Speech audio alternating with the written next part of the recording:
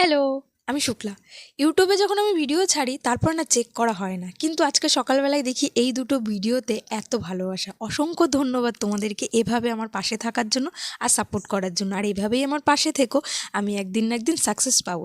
এবার কাজের কথা বলি।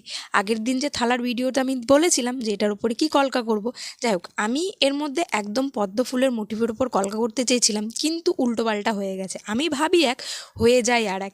কিন্তু তুলিটা তো আমার বেশ ভালো, তুলি কিন্তু তুলির কাজ করে। দেখো এই যে সাইড দিয়ে যে গোলটা করছি, এখানে আমি ভেবেছিলাম কি যে আমি হলুদ কালার দিয়ে কলকা করব আর সাদা কালার দিয়ে টাচ আপ রাখবো, কিন্তু ভুল তো আমার দ্বারা হবেই। আমি তো ভুলের জন্যই একদম কি আর বলবো। যাই হোক, কলকাটা করার পরে আমি মনে মনে ভাবলাম যে এর ওপরে একটু গোল্ডেন কালারের টাচ আপ দিয়ে দেবো, কি ভালো লাগবে না?